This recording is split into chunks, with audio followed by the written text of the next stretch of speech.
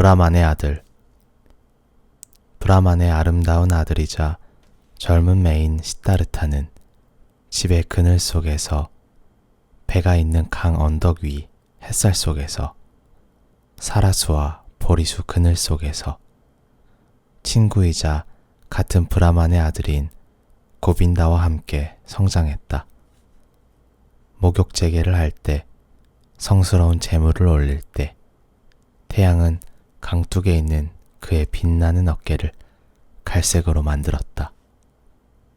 망고숲에서 소년들끼리 노는 동안 어머니가 노래를 부르고 성스러운 재물을 올릴 때, 스승인 아버지의 가르침에 귀를 기울일 때, 현자들의 말씀에 어울릴 때, 그의 검은 두 눈에 그늘이 흘러들었다. 어느덧 시다르타는 현자들과의 담화에 어울렸고 고빈다와 함께 토론했으며 관찰의 기술과 묵상에 빠져들었다. 벌써 그는 단어 중의 단어인 옴을 소리 없이 말하게 되었다. 숨을 들이쉬며 그것을 안쪽으로 말했고, 영혼 전체를 집중하여 숨을 내쉴 때 임하는 순수한 정신의 광채로 빛을 발했다. 어느덧 그는 우주와 일치하여 파괴될 수 없는 아트만이 자신의 존재 깊은 곳에 어떻게 자리 잡고 있는지를 알고 있었다.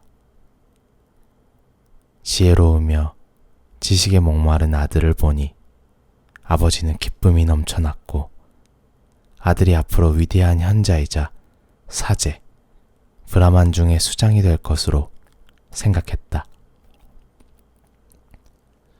어머니 역시 그가 걷거나 앉고 일어나는 것을 볼 때면 건장하고 아름다운 아들 시다르타가 늘씬한 다리로 걷고 완벽한 예의를 갖추어 자신에게 인사하는 것을 볼 때면 기쁨이 용솟음쳤다.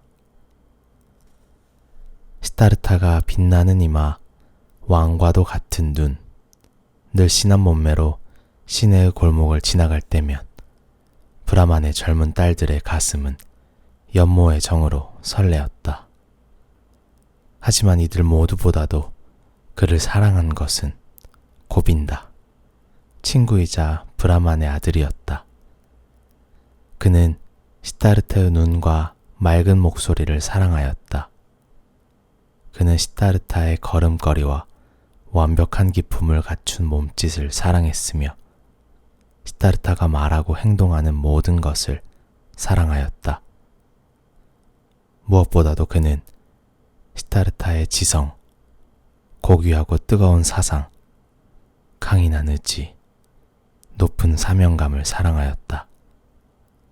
고빈다는 잘 알고 있었다. 시다르타가 결코 평범한 브라만이 되지 않으리라는 것을. 부패한 재관, 주문을 외우는 탐욕스러운 장사꾼, 허황되고 속이 빈 연설가, 악의에 차고 교활한 사제, 혹은 많은 떼거리 중 하나인 단지 착하기만 하지 어리석은 양이 되지 않으리라는 것을 알고 있었다. 아니다. 고빈다 역시 그런 사람, 만명은 좋게 되는 그런 브라만은 되고 싶지 않았다. 그는 사랑하는 친구, 멋진 친구 시다르타를 따를 생각이었다. 언젠가 시다르타가 신이 된다면, 그가 언젠가 빛을 발하는 사람 속에 속하게 된다면, 그 역시 친구이자 동반자, 하인, 창을 드는 사람, 그림자로 그를 따를 생각이었다. 이렇게 모두들 시다르타를 사랑했다. 그는 모든 사람들에게 기쁨을, 즐거움을 주었다. 하지만 시다르타 그 자신은 아무런 기쁨도 즐거움도 느끼지 못했다. 무화과 정원의 장밋빛 길을 따라 걸으며 푸른 숲 그늘에 앉아 묵상하면서 매일 속죄의 목욕재개를 하면서 망고나무 숲에 짙은 그늘에서 빈틈없이 예의 바른 몸가짐으로 재물을 올릴 때 모든 사람들의 사랑을 받았지만 그는 모든 기쁨 중에서 단 하나의 기쁨도 가슴속에 느낄 수 없었다. 여러 가지 꿈들과 쉼없는 생각들이 강물에서, 밤이면 반짝이는 별에서, 뜨겁게 내리쬐는 햇볕에서 흘러들었다. 꿈들과 영혼의 불안이 재물의 연기에서 피어올라와 리그베다의 구절에서 흘러나와 연로한 브라만들의 가르침에서부터 흘러나와 그에게로 왔다. 시타르타의 마음속에는 불만이 자라기 시작했다. 아버지의 사랑, 어머니의 사랑, 친구 고빈다의 사랑까지도 항상, 그리고 영원히 그를 행복하게 하지 못하리라는 것, 그를 진정시키고 흡족하게 만족시키지 못하리라는 것을 느끼기 시작했다. 존경스러운 아버지와 다른 스승들이, 현명한 브라만들이 이미 그들이 가진 지식 중에서 대부분을, 최고의 것을 그에게 다 전해주었고 모든 지식을 그것을 기다리고 있는 그릇에 다 쏟아부은 것 같은데 그릇은 채워지지 않았고 지식은 미흡하고 영혼은 불안하며 마음이 채워지지 않는 것을 그는 느끼기 시작했다.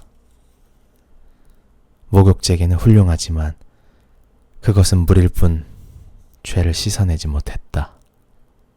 정신의 갈증을 치유하지도 마음의 불안을 진정시키지도 못했다. 재물을 올리며 신들에게 간구한 것은 멋진 일이었다. 하지만 그것들이 전부인가? 재물을 바치는 일이 행복을 가져다 주는가? 그리고 신들은 어떻게 되는가? 세상을 창조한 것이 정말로 신인가? 세계를 창조한 유일한 것, 하나인 아트만이 아닐까? 신들 역시 나와 너 피조물처럼 시간의 지배를 받는 무상한 존재가 아닐까? 신들에게 재물을 올리는 것이 훌륭한가? 의미 있고 가치 있는 행위일까?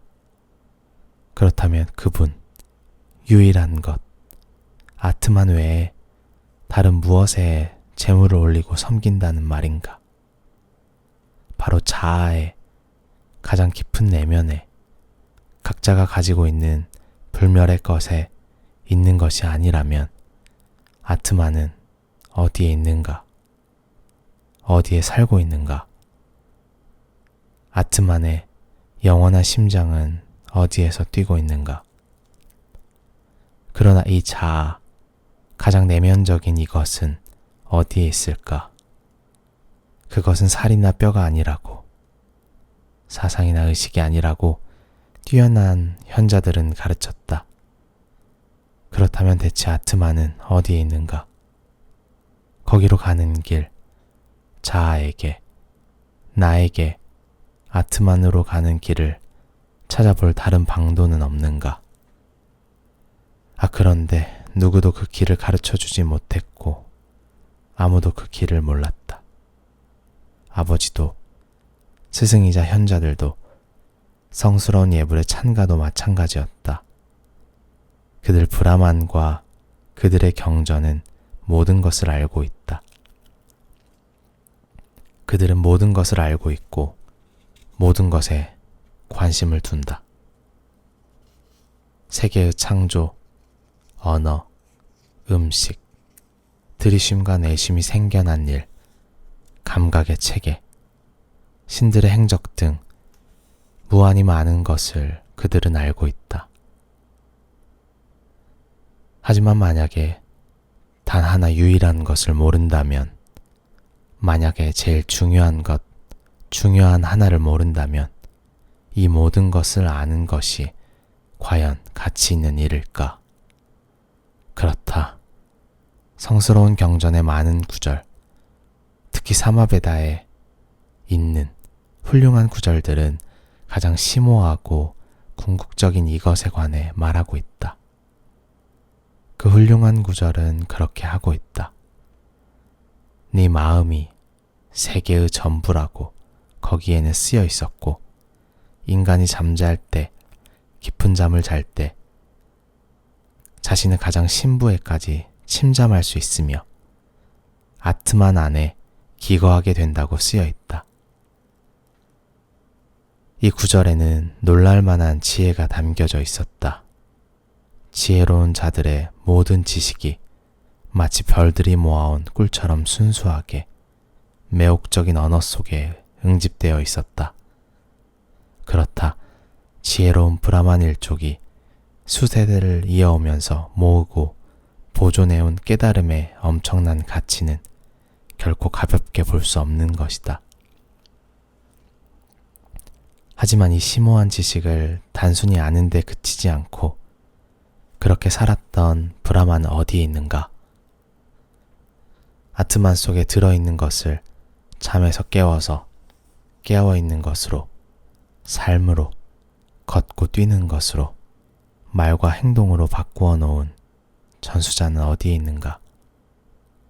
시다르타는 존경할 만한 많은 브라만을 알고 있었다. 누구보다 아버지를, 순결한 분, 학자, 최고의 존경할 만한 분을 알고 있었다. 아버지는 경탄할 만한 분이었다. 행동은 조용하고 고귀했다. 생활은 순결하고 언행은 현명했다.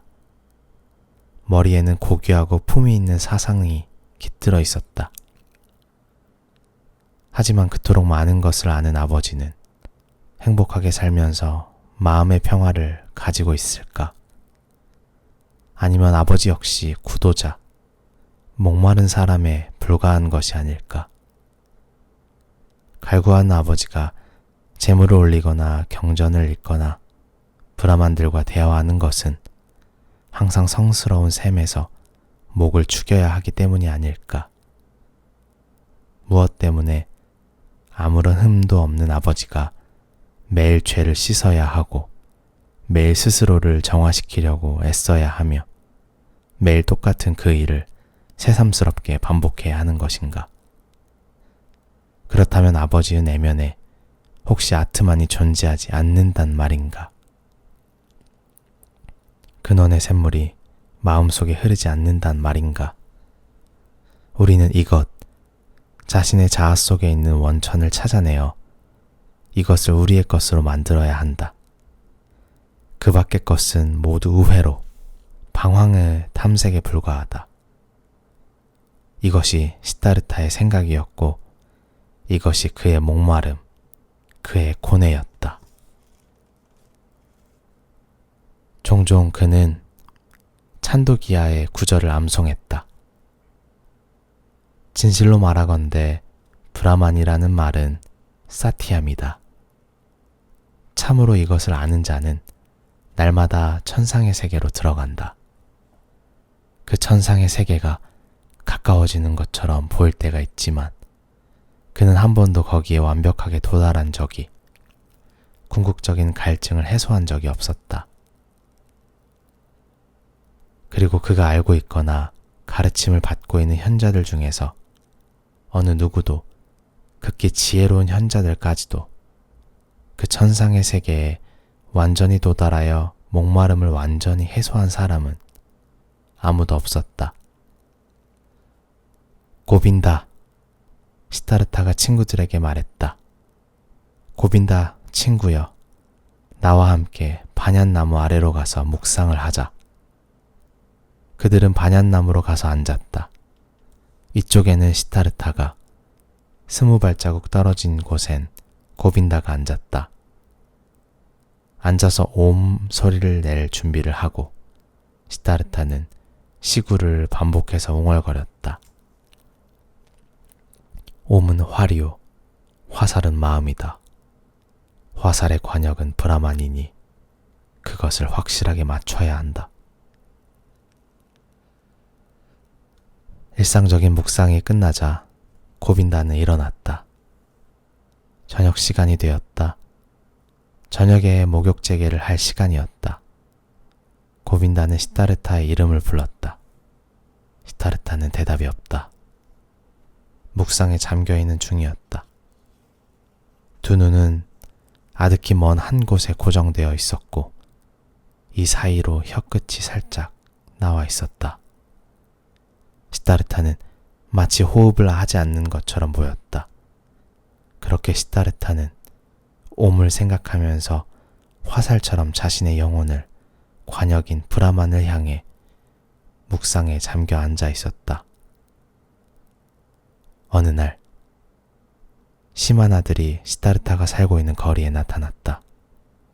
순리하는 금욕자인 그들 세 사람은 바싹 말라 거의 꺼질 것 같은 모습이었다.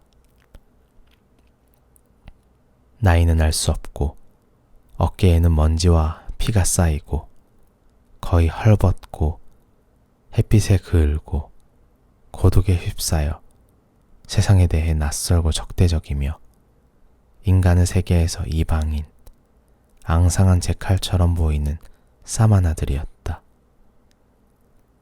그들 주위에는 소리 없는 열정과 모라적인 현신과 가차없는 자기부정의 향기가 났다.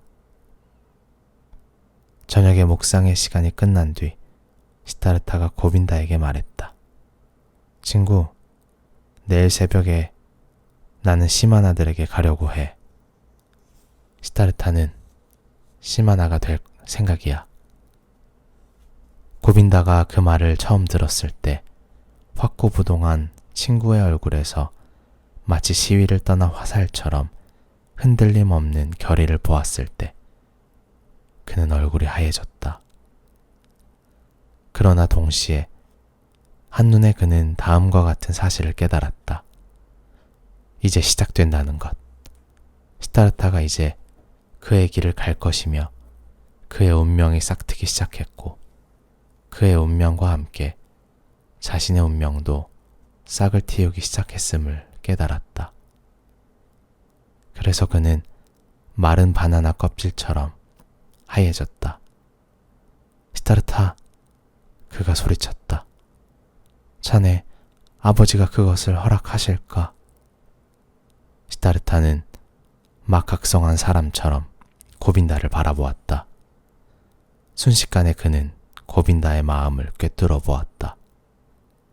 친구의 불안과 의존하려는 마음을 꿰뚫어 보았다. 고빈다, 그가 나지막이 말했다. 쓸모없는 말은 하지 말자. 내일 동이 트면 나는 사마나의 생활을 시작할 거야. 그 이야기는 더 이상 하지 말자. 시타르타는 아버지의 방으로 들어갔다. 아버지는 돗자리에 앉아 있었다. 시타르타는 아버지의 등 뒤로 다가가서 아버지가 인기척을 느낄 때까지 서 있었다. 브라만인 아버지가 말했다. 내 아들 아니냐? 무슨 말을 하러 왔는지 어서 말해보거라. 시타르타가 대답했다. 아버지, 허락을 받으러 온 것입니다. 내일 집을 떠나 수행자들한테 가고 싶다는 말씀을 드리러 왔습니다. 사마나가 되는 것이 제 간절한 소원입니다. 제 소원을 꺾지 않으시면 좋겠습니다. 브라만인 아버지는 아무런 말도 하지 않았는데 침묵은 조그만 창문 밖으로 보이던 별들이 움직여서 그 별자리를 막을 때까지 오랫동안 계속되었다. 아들은 아무 말 없이 꼼짝도 하지 않고 팔짱을 낀 채로 서 있었고 아버지는 아무 말 없이 꼼짝도 하지 않고 돗자리에 앉아 있었다. 별들은 하늘에서 제 길을 가고 있었다. 마침내 아버지가 입을 열었다. 격하고 화난 말을 입에 올리는 것은 브라만이 할 일이 아니다. 하지만 불쾌한 마음이 내 마음을 흔드는구나. 네가 그런 말을 입에 올리는 것을 두 번 다시 듣고 싶지 않다. 아버지는 천천히 일어섰고 시타르타는 팔짱을 낀 채로 묵묵히 서 있었다. 왜 기다리느냐? 아버지가 물었다. 시타르타가 대답했다. 아버지께서 왜 그런지 알고 계십니다. 언짢은 마음으로 아버지는 방에서 나갔고 언짢아 하면서 잠자리로 돌아가 누웠다. 1시간이 지나도 잠이 오지 않자 아버지는 일어나 이리저리 서성대다 집에서 나왔다. 방의 작은 창으로 안을 들여다보니 시타르타가 팔짱을 낀 채 꼼짝없이 서 있는 것이 보였다. 그의 밝은빛 상의가 흐릿하게 빛을 발하고 있었다. 마음이 불안한 채로 아버지는 잠자리로 되돌아왔다. 1시간이 지나도 잠이 오지 않자 브라마는 다시 일어나 서성이다 집을 나와서 달이 떠 있는 것을 바라보았다. 창으로 들여다보니 방에는 시타르타가 꼼짝도 하지 않고 팔짱을 낀 채로 서 있었는데 드러난 그의 종아리에 달빛이 비치고 있었다. 근심스러운 마음으로 아버지는 다시 잠자리로 돌아왔다.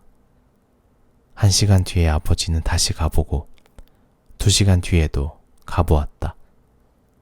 작은 창을 통해서 그는 시타르타가 처음에는 달빛 속에, 그 뒤에는 별빛 속에, 그 다음에는 어둠 속에 서 있는 것을 보았다.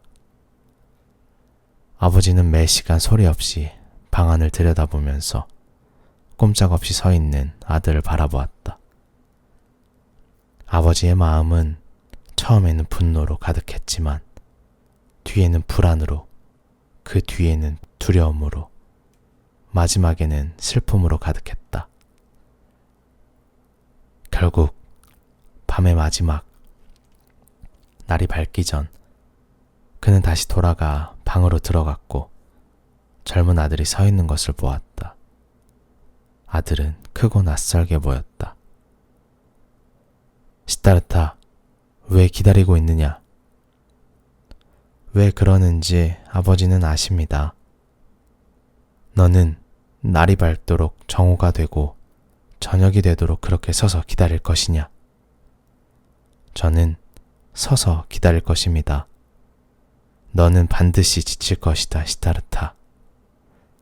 저는 지칠 것입니다. 너는 반드시 잠이 들 것이다, 시타르타. 저는 잠들지 않을 것입니다. 너는 죽을 것이다, 시타르타. 저는 죽을 것입니다. 그럼 너는 아비에게 복종하느니 차라리 죽겠다는 것이냐? 시타르타는 항상 아버지에게 복종했습니다. 그러니 네 계획을 포기하겠느냐? 시타르타는 아버지께서 말씀하시는 대로 하겠습니다. 아침에 첫 햇살이 방 안으로 들어왔다. 브라마는 아들의 무릎이 살짝 떨리는 것을 보았다. 하지만 아들의 얼굴에는 아무런 동요도 없었다. 그의 두 눈은 아득한 것을 응시하고 있었다. 그때 아버지는 깨달았다. 시타르타가 자신의 곁에 집에 머물지 않으리라는 것. 그가 이미 자신을 떠났다는 것을 깨달았다. 아버지가 시타르타의 어깨에 손을 얹었다. 숲으로 가서 사마나가 되거라. 그가 말했다. 숲에서 연락을 얻으면 나에게도 가르쳐다오. 실망하거든 돌아와라. 우리가 함께 신들을 섬기기로 하자. 가서 어머니에게 키스하고 네가 가는 곳을 말하도록 해라. 나는 강에 가서 목욕제게 할 시간이 되었다. 그는 아들의 어깨에서 손을 떼고 밖으로 나갔다. 걸으려고 하자 시타르타는 한쪽으로 비틀거렸다. 그는 가까스로 사지를 지탱하고 아버지에게 인사를 한 뒤에 어머니에게 가서 아버지가 말한 대로 했다. 첫 아침 햇살을 받으면서 시타르타가 굳은 다리로 아직 조용한 도시를 천천히 떠나려고 할 때 도시의 끝에 위치한 오두막 옆에서 거기 웅크리고 있던 그림자 하나가 일어나 순례자인 그에게 합류했는데 그것은 바로 고빈다였다. 자네도 왔구만. 시다르타가 말하면서 미소를 보냈다. 그럼 나도 왔지. 라고 고빈다가 말했다.